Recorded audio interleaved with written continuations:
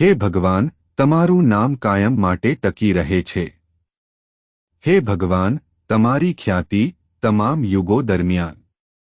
બુધવાર 26 ઓગસ્ટ 2026. આજે સવારે અમારા ધ્યાન માટે મેં પુનર્નિયમ પ્રકરણ 2 શ્લોક 7ના પુસ્તકમાંથી પસંદ કર્યું છે. કારણ કે અત્યાર સુધી તમારા બધા જ કાર્યોમાં યહોવા તમારા દેવે તમને સફળતા આપી છે અને આ વિશાળ રણપ્રદેશમાં 40 વર્ષ યહોવા તમારા દેવે મુસાફરી દરમિયાન તમારું રક્ષણ કર્યું છે. તે સદાય તમારી સાથે રહ્યા છે અને તમને જોઈતું બધું તમને મળી ગયું હતું. સુપ્રભાત મિત્રો. પ્રભુમાં વિશ્વાસ રાખનારા લોકો જ્યારે ખરાબ પરિસ્થિતિમાંથી પસાર થાય છે ત્યારે પ્રભુ આપણી સાથે હોય છે. ચાલો આ શ્લોક પર ધ્યાન આપીએ. આ સવારના ધ્યાનની થીમ છે, અમારી પાસે કંઈ નથી. મૂસા ઇસ્રાયેલના લોકોને જ્યારે તેઓ દેશમાં જાય છે ત્યારે તેમને સૂચના આપતા તેઓને યાદ અપાવે છે કે ઈશ્વરે તેઓને તે સમયથી શું કર્યું હતું કે ઇબ્રાહીમના લોકોને વચનબદ્ધ ભૂમિમાં લઈ જવા માટે ભગવાને મૂસાને બોલાવ્યા હતા. પ્રભુ તેમની સાથે રહ્યા છે. તેઓને ઈશ્વર પર ભરોસો ન હોવા છતાં તેઓએ 40 વર્ષ સુધી અરણ્યમાંથી પસાર થવું પડ્યું. ભગવાન તેમની સાથે હતા, તેમના હાથના કામને આશીર્વાદ આપતા હતા. ભગવાન તેમની પીડા મુશ્કેલીની યાત્રામાં તેમની સાથે હતા. દરેક પડકારમાંથી પસાર થઈને તે વચન આપેલ ભૂમિમાં લઈ જાય ત્યાં સુધી ભગવાન તેમની સાથે ચાલ્યા.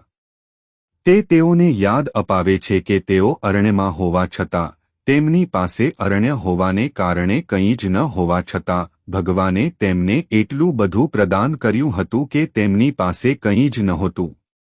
સાથીઓ, આપણા સૌએ આપણા જીવનમાં અમુક સમયે આપણે ગમે તે કારણોસર અરણ્યમાંથી પસાર થવું પડે છે. આપણે શુષ્ક જોડણીમાંથી પસાર થવું પડી શકે છે. આપણે એવા સમયમાંથી પસાર થવું પડી શકે છે જ્યાં આપણે પોતાને સંપૂર્ણ રીતે શરણાગતિ આપવી પડશે, જ્યાં આપણે આપણી જાતને મદદ કરવા માટે કંઈ કરી શકતા નથી. આપણે ફક્ત ઈશ્વર તરફ જોવાનું છે. આપણે આપણા જીવનમાં જંગલી પડકારોમાંથી પસાર થઈ શકીએ છીએ, પરંતુ ભગવાનના વચનો કે તે આપણને આશીર્વાદ આપશે અને ભગવાનના વચનો કે તે પ્રવાસ દરમિયાન અરણ્યમાંથી આપણી સાથે રહેશે. જો તમે અરણ્યની મુસાફરીમાંથી પસાર થઈ રહ્યા હો, ભલે તે ગમે તેટલો લાંબો હોય, તો ખાતરી રાખો કે ભગવાન તમારી સાથે છે અને ખાતરી રાખો કે તમારી પાસે કંઈ નથી કારણ કે તે ભગવાન છે જે તમને શું જોઈએ છે તે જાણે છે.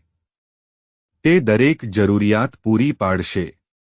જ્યાં સુધી તે તમને પુષ્કળ પ્રમાણમાં ન લઈ જાય ત્યાં સુધી તે તમને અરણ્યમાંથી લઈ જશે.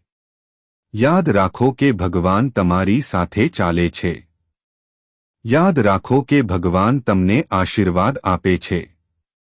યાદ રાખો કે પ્રભુ જોશે કે તમારી પાસે કંઈ નથી. પ્રાર્થના. કૃપાળુ ભગવાન, સ્વર્ગીય પિતા, અમને મદદ કરો. ભગવાન, તમારા પર વિશ્વાસ કરો.